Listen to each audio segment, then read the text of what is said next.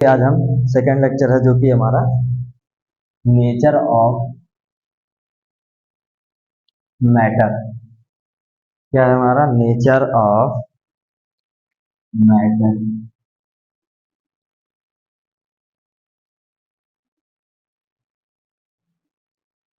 Nature of matter. अब matter क्या होता है?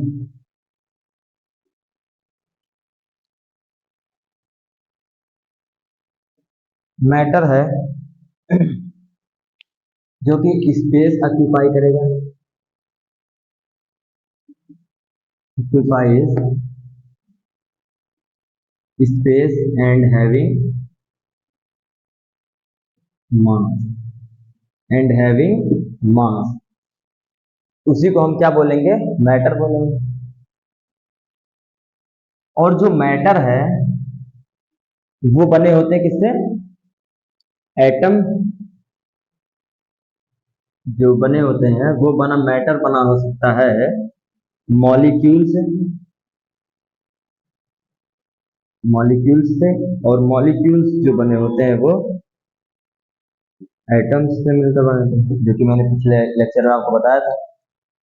तो अब क्या यहाँ पे है कि अब हम मैटर के कंपोजिशन, मैटर के बारे में पढ़ेंगे। तो मैटर, तो अब मैटर हो किस किस तरह के सकते हैं, क्योंकि हम यहाँ नेचर ऑफ मैटर की बात कर रहे हैं। तो नेचर ऑफ मैटर की बात कर रहे हैं, तो मैटर जो मैटर है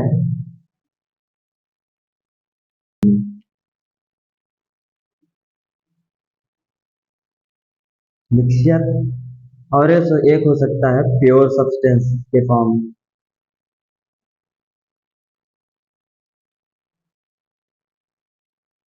प्योर सब्सटेंस। अब ये जो मिक्सचर होता है, मिक्सचर में भी हमारे पास दो तरह के मिक्सचर हो सकते हैं। एक होमोजेनस मिक्सचर हो सकता है, एक हेट्रोजेनस हो सकता है।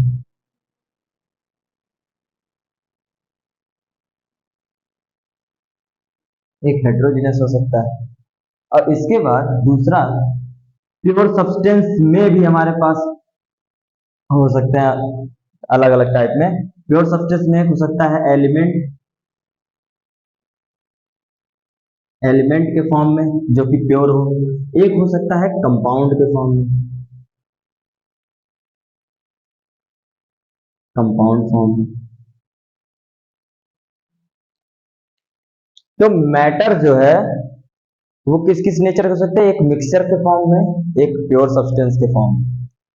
मिक्सचर जो है वो भी अलग अलग तरह के हो सकते हैं, एक होमोजेनस हो सकता है, एक हेट्रोजेनस मिक्सचर हो सकता है। प्योर सब्सटेंस में भी एलिमेंट और कंपाउंड के फॉर्म में भी प्योर सब्सटेंस पाए जा सकते हैं। अब देखिए, जैसे कि अब होमोजेनस मिक्सचर ये है कि जैसे कि हम अगर यहाँ पे कहें कि जिसमें क्या होगा कि एक होमोजेनस मतलब होगा जैसे अगर हम किसी एक चीज को दूसरे चीज में अगर हम मिक्स करें तो वो हम उसको आइडेंटिफाई ना कर पाए, मतलब एक ही में वो मिक्स हो जाए। जैसे कि मान लीजिए हमने होमोजेनस मिक्सचर बनाया शुगर और एंड वाटर का। शुगर एंड वाटर का हमने क्या फॉर्म किया? मिक्स। तो अगर मैं इन दोनों को मिक्स कर दूं तो हम नेक्ड आई से अलग अलग शुगर एंड वाटर को क्लासिफाई नहीं कर सकते हैं, अलग अलग डिफ्रेंशिएट नहीं कर सकते हैं। और दूसरा आता है हेट्रोजीनस। हेट्रोजीनस मिक्सचर ये होते हैं कि जिसमें हम क्या कर सकते हैं, दो कंपाउंड्स को यानी या दो जो है मॉलिक्यूल्स को या दो सब्सटेंस को जब हम मिक्स करेंगे तो वो हम अलग अलग उसको हम क्या कर सकते हैं? आइडेंटिफाई कर सकते हैं। तो अलग अलग आइडेंटिफाई उसको हम कर सकते हैं। जैसे मान लीजिए कि हमने आपको बताया है कि जैसे अब मान लीजिए ये तो शुगर और वाटर का हो गया, ये कंप्लीटली क्या हो जाएंगे? मिक्स हो गए। लेकिन अब यहाँ पे अगर हम बात करते हैं तो जैसे मान लीजिए अगर मैं आपको यहाँ पे कह दूं शुगर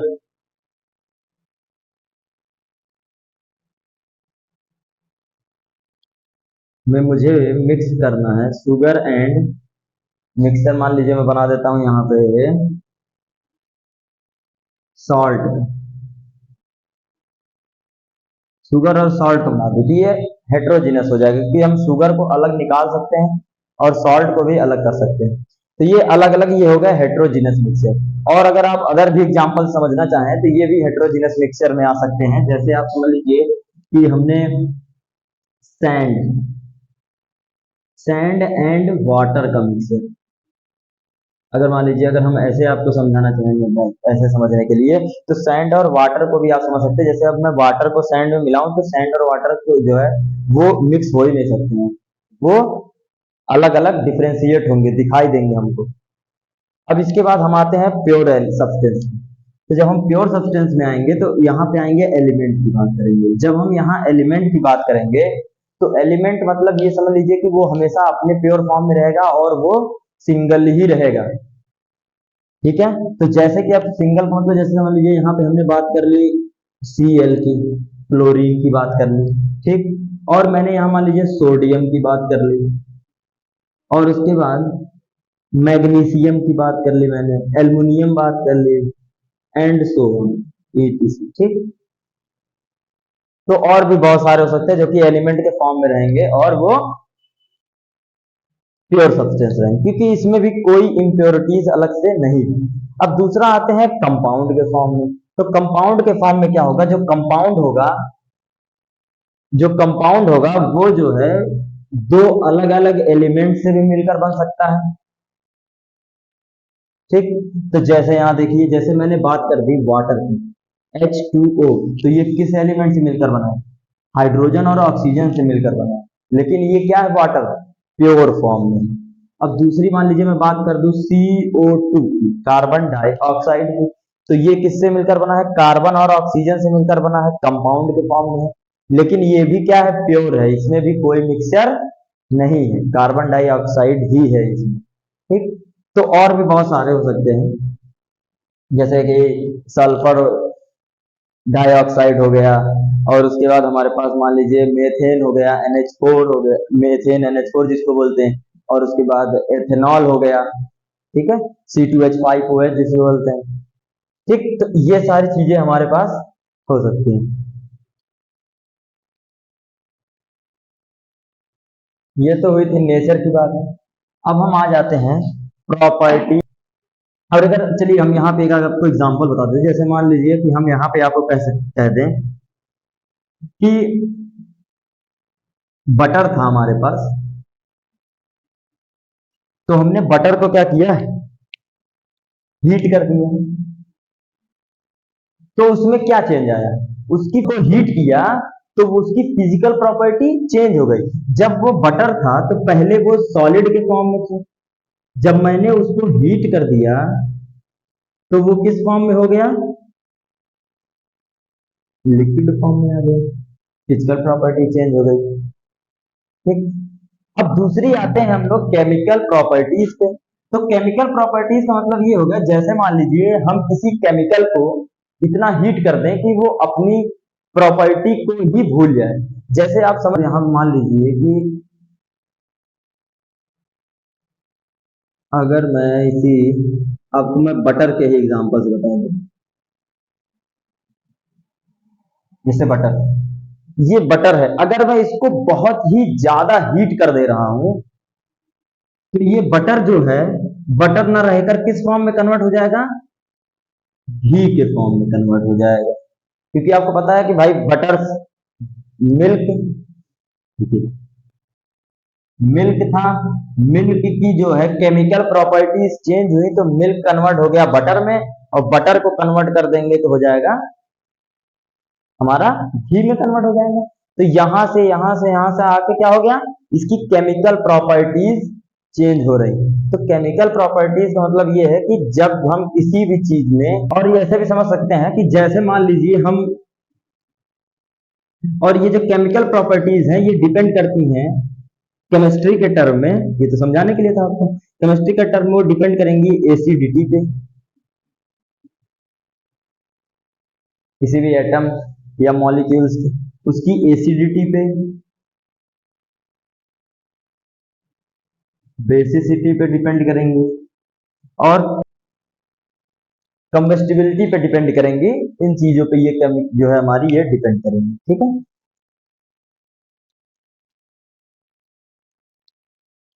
फिजिकल प्रॉपर्टीज हम बता रहे हैं। जैसे मान लीजिए फिजिकल प्रॉपर्टीज में किसी भी ऑब्जेक्ट का मान लीजिए मास मास बताते हैं उसको, उसकी लेंथ बताते हैं और उसकी हाइट बताते हैं। ये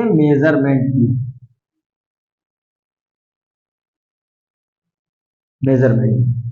तो देखिए जो मास होता है, मास को हम लोग केजी और ग्राम में कन्वर्ट करते हैं, या और भी यूनिट जैसे केजी, ग्राम और मिलीग्राम, ईटीसी बहुत सारी चीजें होती हैं।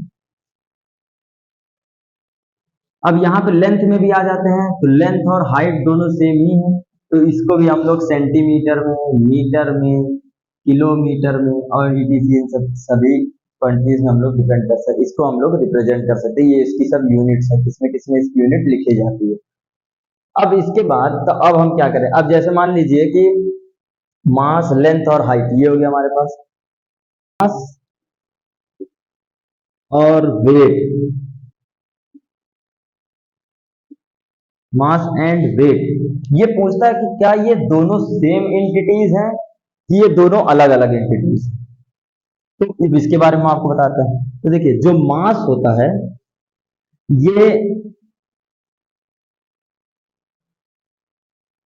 ये नंबर ऑफ मैटर पे डिपेंड करता है। ठीक, कि किसी भी ऑब्जेक्ट के अंदर कितने उसके नंबर ऑफ मैटर्स हैं, इट मींस मैटर होगा तो उसके अंदर मॉलिक्यूल्स होंगे, और मॉलिक्यूल्स होंगे तो उसके अंदर एटम्स। तो मतलब ये है कि जो मास है वो उसके इंटिटी पे, किस पे इंटिटी डिपेंड करेगा, उसके नंबर ऑफ मैटर पे डिपेंड करेगा। लेकिन जो वेट है, जो ये वेट है हमारा, ये वेट जो है ये डिपेंड करेगा इस मास पर, हमारे अर्थ पर जो ग्रेविटी है वो कितना लग रहा है वो बताता है वेट। तो मतलब कि अगर हम वेट की बात करें तो वेट क्या हो जाएगा, मास इंटू ग्रेविटी, यानी जी, ग्रेविटी। तो जो वेट है वो मास और ग्रेविटी का प्रोडक्ट है।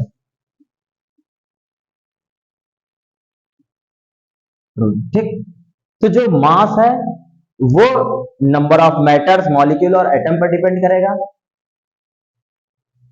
और ये हर जगह वेरी नहीं करेगा। चाहे हम कहीं भी चले जाएं, चाहे मार्स पे चले जाएं, चाहे मून पे चले जाएं, हम ये कहीं भी चले जाएंगे तो ये वाली जो क्वांटिटी है ये वेरी नहीं करेगी।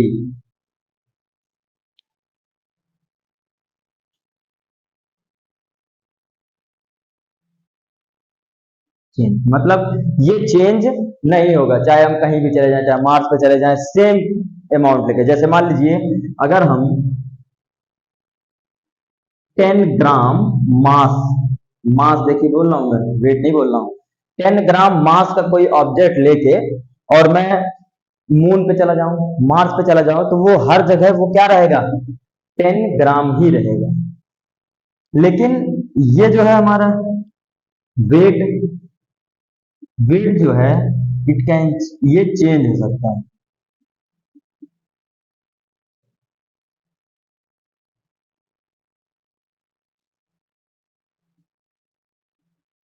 वेरीज, ये वेरी कर सकता है प्लेस टू प्लेस, कुछ और होगी। तो इसीलिए ये क्या करेगा, ये क्वांटिटी वेरी करेंगी, और आपको जैसे मैंने बता दिया जो वेट है वो मास और ग्रेविटी का प्रोडक्ट है। इसीलिए कभी भी आप कंफ्यूजन ना होइएगा कि मास और वेट में क्या डिफरेंस है। तो मास जो है वो हमारा इंटिटी है किसी चीज की, वो हमेशा सेम रहेगी। किसी कोई भी मैटर अगर हम ले लिए, जैसे मान लीजिए हमने एटम ले लिया कि एटम के अंदर 6.022 इंटू 10⁻23 पार्टिकल्स हैं। ठीक, तो वो उतने पार्टिकल्स हमेशा ही उसमें रहेंगे, किसमें, 1 मोल में।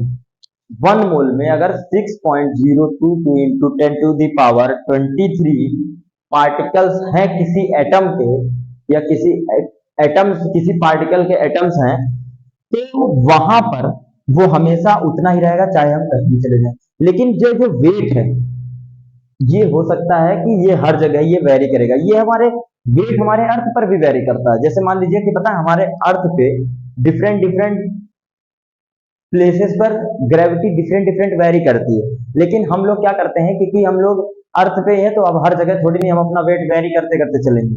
वो जैसे जिसकी हाइट ज्यादा हो सकती है, क्योंकि हाइट के हिसाब से ही तो होता है, लेकिन क्योंकि वो हमारा मेन जो अर्थ का रेडियस है, अर्थ के रेडियस के हिसाब से जो माउंटेन की हाइट होती है वो रिस्पेक्टिवली बहुत कम होती है, इसीलिए हम उसको मेजर नहीं करते हैं। इसीलिए हम सबको क्या करते हैं, सेम मान लेते हैं कि सारी जगह ग्रेविटी क्या होगी, सेम होगी। अब ये भाई आपको तो ये पता ही होगा ग्रेविटी कितनी वैल्यू होती है, 9.8 मीटर पर सेकेंड स्क्वायर।